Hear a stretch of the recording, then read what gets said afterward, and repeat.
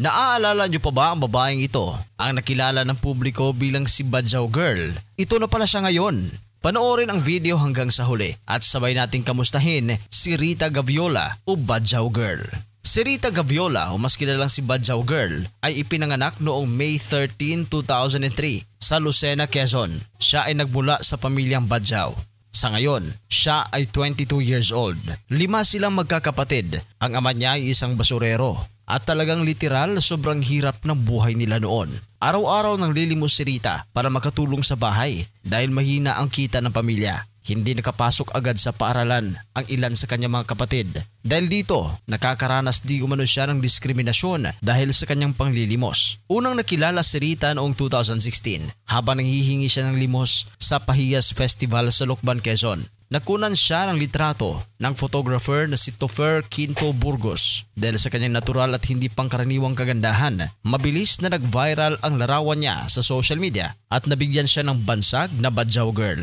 Dahil sa viral photo, pinansin siya ng ilang beauty queens tulad nina Hilary Parungaw, Bianca Giduti at Angelia Ong kung saan nagbigay suporta sila at nagbigay ng tulong sa pamilya. Noong 2016, sumali siya sa Pinoy Big Brother Lucky Season 7 Teen Edition bilang teen housemate at naging kilalang personalidad sa telebisyon kahit na siya ay maagang na-evict sa ikalawang linggo dahil sa pagiging emotional nito kung saan nagwagi nga sa naturang season si Maymay Intrata. Nagbago nga ang buhay ni Rita matapos ito.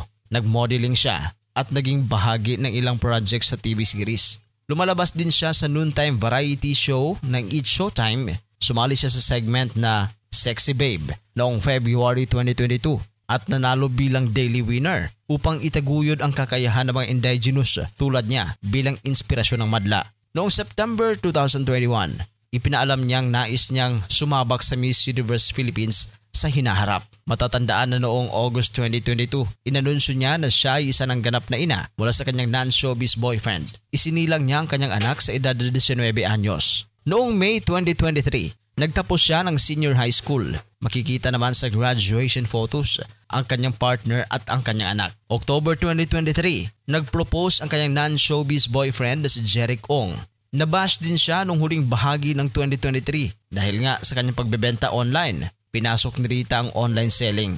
Dito nga ay binash siya ng netizens at sinabing mamalimos lamang